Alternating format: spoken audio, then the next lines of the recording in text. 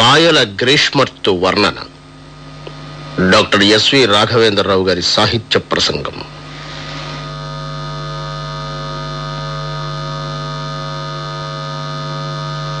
రాయల గ్రీష్మ ఋతు వర్ణన. ప్రబంధాల్లో పుత్రోదయ, గిరి, పుర, సూర్యోదయ, సూర్యాస్తమయ, చంద్రోదయ, వన విరహాది అష్టాదశ వర్ణనల్లో ఋతువర్ణన ఒకటి. కథాగమనానికి అనుగుణంగా కవులు ఆయా ఋతువుల్ని తమ తమ ప్రబంధాల్లో హృద్యమంగా వర్ణించారు.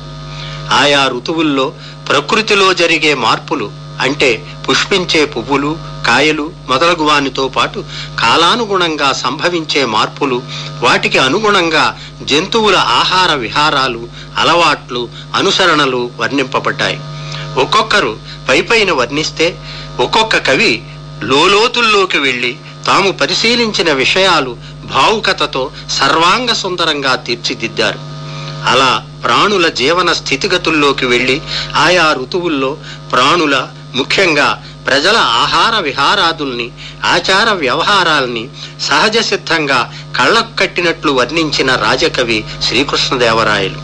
పరిపాలనా భారాన్ని వహిస్తూ భువన విజయాది సాహిత్య గోష్ఠుల్ని నిర్వహిస్తూ సాహితీ సమరాంగణ సార్వభౌమునిగా ప్రసిద్ధిగాంచిన రాయలు ప్రజల స్థితిగతుల్ని ప్రత్యక్షంగా తెలుసుకోవడం తన పరిపాలనలో భాగంగా పరిగణించి కేవలం గూఢచారులు తెలిపిన విషయాలపైనే ఆధారపడకుండా మారువేషాల్లో తన రాజ్యం అంతటా పర్యటించి తన పరిపాలనను కూర్చి ప్రజలు ఏమనుకుంటున్నారో, ప్రజల సాధక బాధకాలను కూర్చి స్వయంగా తెలుసుకున్న గొప్ప పరిపాలనా దక్షుడు శ్రీకృష్ణదేవరాయలు. రాయలు అలా పర్యటించి స్వయంగా తెలుసుకోవడం వల్లే ఆయన వర్ణనలు అప్పటికి 500 ఏళ్లైనా ఇప్పటికీ ఎప్పటికీ సజీవ చిత్రాలుగా నిలిచాయి. అందుకే ఆయన ప్రజారంజకుడైన పాలకుడయ్యాడు. ఆయన యుగం స్వర్ణయుగమైంది. ఆంధ్ర పంచకావ్యాల్లో ఒకటైన ఆముక్తమాల్యదలో గ్రీష్మ, వర్ష, శరద్, వసంత ఋతువులు వర్ణింపబడ్డాయి. శ్రీకృష్ణదేవరాయలు 26 పద్యాల్లో గ్రీష్మ ఋతువును చక్కగా వర్ణించాడు. అందులో కొన్ని మీ ముందు ఉంచుతాను. పాండ్యరాజు మత్స్యధ్వజుడు సామ్రాజ్య వైభవాలు అనుభవిస్తూ ఉండగా గ్రీష్మ ఋతువు వచ్చింది. గ్రీష్మ ఋతువు మంచి గర్వంతో ఈ భూమి యందు కనిపించిందట. పాటల వసుంధరారుహ భాగదేయము ఆతత మరీచికాంబు వర్షాగమంబు ధరణి పొడసూపెను అంత నిదాఘ సమయము ఉదుటుతో శాల్మలీ ఫల విదళనంబు. పాటల వృక్షాల్ని అంటే కలిగొట్టు చెట్లను పుష్పింపచేస్తూ, ఎండమావుల్ని కలుగచేస్తూ, బూరుక్కాయల్ని పగులగొట్టి గ్రీష్మ ఋతువు ఔద్ధత్యంతో భూమి యందు కనపడిందట అని స్వభావోక్తితో చక్కగా వర్ణింపబడింది. గ్రీష్మ ఋతువు ప్రారంభంలో కలిగొట్టు చెట్లు పుష్పిస్తాయి, ఎండమావులు ఎక్కువగా కనిపిస్తాయి, బూరుక్కాయలు పగిలి విత్తనాలు వెదజల్లబడతాయి. బూరుక్కాయల్ని పగులగొట్టి గ్రీష్మ ఋతువు ప్రవేశించింది అనడం రాయల గడుస్తుతనం. వేసవిలో పగటి కాలం ఎక్కువగా ఉంటుంది. దానికి కారణం రాయలు చెప్పిన తీరు మిక్కిలి ప్రశంసాపాత్రం. పడమర వెట్టన్ అయ్యుడుకు ప్రాశన మొల్లక కూటి పేదలై బడలికనూడు అచ్చిలువ ప్రగ్గములన్ రవి ఆజ్ఞ మాటికిన్ ముడీడ పిచ్చుకుంటూ రథమున్ నిలుపన్ పయనంబు సాగమిన్ జడను వహించెనాగా దివసంబులు దీర్ఘంబులయ్యనత్తరిన్. సూర్యుని రథానికి పూంచిన 7 గుర్రాలకు కట్టిన పగ్గాలు పాములు. పాములకు పవనాశనాలు అని పేరు. అంటే గాలి ఆహారంగా కలవి. సూర్యరథం వెడుతూ ఉంది. పడమటి గాలి వేడి కావడం వల్ల ఆ వేడి అయిన ఆహారం ఇష్టపడక అన్నం లేనివై ఉన్నందువల్ల బడలిక చేత ముడులు వీడిపోతూ ఉన్న రథాలకు కట్టి ఉన్న సర్పాల్ని సూర్యుని ఆజ్ఞ చేత మాటి మాటికి ముడులు వేయడానికి అనూరుడు రథాన్ని నిలుపుతూ ఉండగా ప్రయాణం సాగకపోవడం చేత జడత్వం పొందిందో అన్నట్లు ఎండాకాలంలోని పగటి పూటలు పొడుగయ్యాయట. ఎండాకాలం సుడిగాళ్ళు ఎక్కువగా వస్తూ ఉంటాయి. ఆ సుడిగాలుల్లో ఇసుకతో పాటు ఎండుటాకులు ఎగురుతూ ఉంటాయి. ఆ ఎండుటాకుల్ని చూచి డేగలు పావురాలని భ్రమించి ఎదురుదూరుతూ ఉంటాయట. ఇలా సుడిగాలి వర్ణనలో రాయల వారికి పావురాలు డేగలు కనిపించాయి. ఇప్పుడు సుడిగాలుల్లో పాడుబడిన బావులు కనిపిస్తున్నాయి చూడండి. తవ ధూమంపు తమంబులో తమ రసద్రవ్యంబు పంకేజ బాంధవ భానుప్రతతుల్హరింప కుయి వెంటన్ వెళ్ళు శూన్యోరు కూపవితానంబన చూడ పొడమిన్ పాటిల్లి పై విప్పులై అవసంబంచులనాడగా ఎగసే వాత్యాళిన్ రజశ్చక్రముల్. సూర్యకిరణాలు తమ యొక్క నీరు అనే ద్రవ్యాలు హరించగా ఆ విషయం సూర్యునితో మొరపెట్టుకోవడం కోసం వెళుతున్న పాడుబావుల గుంపులా అన్నట్టు సుడిగాళ్ళు దావాగ్ని పొగలతో దుమ్ము గడ్డితో ఎగసి చక్రాకారంగా తిరుగుతూ ఉన్నాయట. వేసవిలో మనకు అడుగడుగునా కనపడే చలివేంద్రాల్ని వర్ణిస్తూ అందు బాటసారులకు నీళ్లు పోసే స్త్రీలను జలదేవతలుగా ఉత్ప్రేక్షించి ఆ చలివేంద్రాల్లో బాటసారులు నీళ్లు త్రాగే పద్ధతిని వర్ణిస్తున్నారు చూడండి. తొడిబడ అమ్మలు అక్కలని తూలుచు దీనత దోయిలొగ్గుచు వడమరి తేర తేర అలవాక్యములెన్నక మోము గుబ్బలున్ కడుకొను కక్షదీధితులు యగాదిగ కన్గొను చిట్టకంపు త్రాగుడుగని సన్నలన్నగిరి కొందరు పాంతు ప్రపాలికల్. ఎండలో పడి నడిచి వచ్చి దప్పికతో కళ్ళు తిరిగి తూలుతూ తొలుత అమ్మ అక్క అని దోసిళ్ళుగ్గి నీళ్లు త్రాగి దప్పిక తీరాక అమ్మ అక్క అన్న సంగతి మర్చిపోయి నీళ్లు పోస్తున్న ఆ యువతి ముఖం, స్తనాలు, చంకలు యగాదిగా చూస్తూ దోసిళ్లలో నీళ్లు క్రిందకు వదిలివేస్తూ త్రాగినట్లు నటిస్తూ ఆ యువతినే చూస్తున్న బాటసారిని చూచి ఆ స్త్రీలు ఒకరికొకరు సైగలు చేసుకుంటూ సన్నగా నవ్వుకుంటున్నారట. ఇటువంటి దృశ్యాల్ని ఆయన స్వయంగా చూచి ఉంటారు. అందుకే ఆయన సహజ సిద్ధంగా వర్ణించగలిగారు. భోగపరులైన జనులు ఆ గ్రీష్మకాలంలో వండుకుని తినే ఒక కమ్మని పాకాన్ని రాయలు ఈ క్రింది పద్యంలో నారికేళ పాకంలో వర్ణించారు చూడండి. తారుణ్యాతిగ చూత నూత్న ఫలయుక్తైలాభిఘార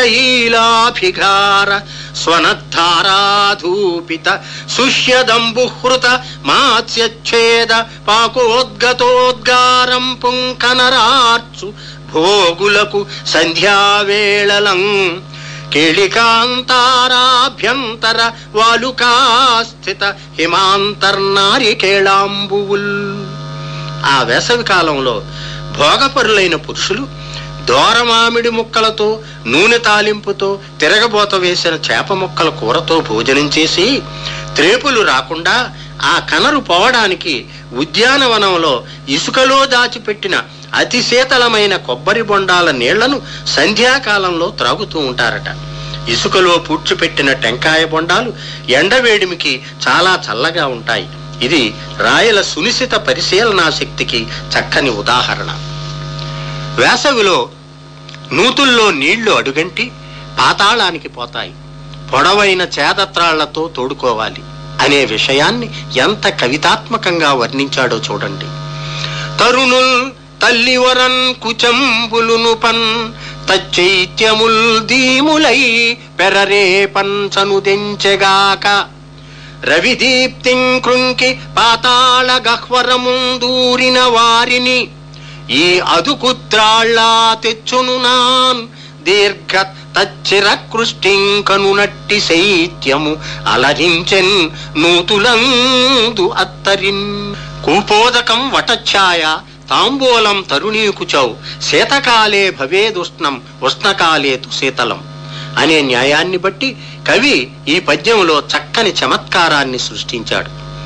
నూతి నీరు, మర్రి చెట్టు నీడ, తాంబూలం, యువతి కుచమండలం శీతాకాలం వేడిగాను వేసవికాలం చల్లగాను ఉంటాయట.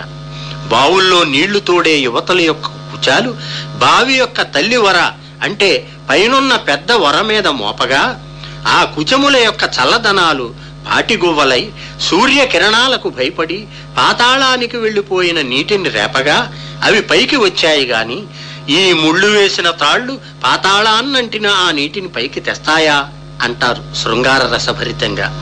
పక్షుల్ని పట్టే వేటగాళ్లు ఉచ్చులు పన్ని తాము పెంచిన పక్షిని ఒకదాన్ని అక్కడ కడతారు. ఆ పక్షినే పాటిగువ్వ అంటారు. అది స్వజాతి పక్షుల్ని ఆకర్షిస్తుంది. గ్రీష్మంలో నూతుల్లో నీళ్లు చాలా లోతుకుపోతాయని, చల్లని ఆ నీళ్లతో స్నానం చేస్తే వేసవిలో చాలా హాయిగా ఉంటుందనే విషయం ద్యోతకమవుతుంది. పగలంతా తోటల్లో ఉండి సూర్యుడు అస్తమించగా మల్లెపూలు తలలో పెట్టుకుని కాషాయ వస్త్రాలు కట్టుకుని చెరకుగానుగుల సమీపానికి మెల్లగా చేరుతున్న ప్రజల్ని చూడగా రాబోయే వర్షానికి సూచకమై గురుడ్డుతో కూడా తీపి వస్తువుల మీది ఆశ చేత దిగి వస్తున్న ఎర్ర చీమలా అన్నట్టు ఊపుతున్నారు అని సాయంకాలం చల్లని చెరకు రసం త్రాగడానికి వచ్చేవారిని వర్ణించారు రాయలు. ఇది చెరకు నరికి గానుగాడించే సమయమని ఎంత చక్కగా చెప్పారో చూడండి. అట్టి వేసవి బెడిదంపు వెట్టకతన హస్తము చెమర్పాగా సారెకులస్తకంబు దుసికిలగగాదే సవరింపవసముగాక పుష్పబాణుని చెరకు విల్పుడమిబడియే. వేసవి వేడికి చేతులకు చెమట పట్టి మాటిమాటికి సవరింప వీలుకాక పిడికిటి నుంచి జారిపోతూ ఆ మన్మధుని చెరకు విల్లు భూమి మీద పడిపోయిందట. ఇందులో కవి మనకు 2 విషయాలు నర్మగర్భంగా తెలియజేస్తున్నాడు. ఒకటి, చెరకు నరికి గానుగాడించే సమయం అని. రెండవది, వేసవి వేడికి చెమట పట్టి చికాకు కలిగిస్తూ ఉండగా దంపతులకు పరస్పరం ప్రేమ అంకురింపదు కాబట్టి మన్మధుని వింటికి పుష్పబాణాలకు అంత అవసరం ఉండదని చెప్పక చెప్పారు. ఈ విధంగా సాహితీ సమరాంగణ సార్వభౌముడైన శ్రీకృష్ణదేవరాయలు తన ఆముక్తమాల్యదలో గ్రీష్మ ఋతువుని రసరమ్యంగా వర్ణించారు.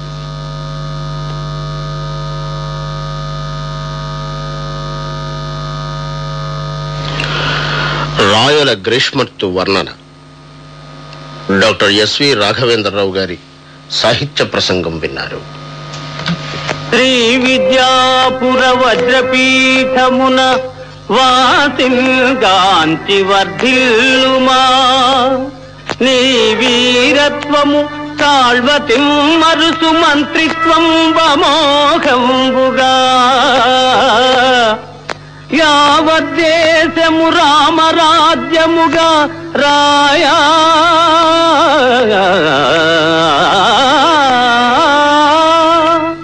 యావద్దేశము రామరాజ్యముగా రాయా ఆంధ్రభోజుండవై మా విద్వత్ కవిరాజ గోష్ఠులను సన్మానంబులల్గాంచుమా ఆ ఆ ఆ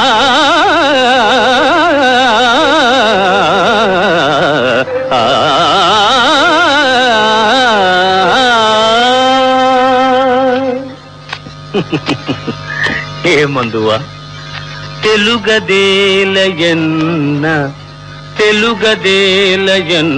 దేశంబు తెలుగు ఏను తెలుగు వల్ల భుండ తెలుగొకండ ఎల్ల నృపులు గొలువ ఎరుగవే బాసాడి దేశ భాషలందు తెలుగు లెస్స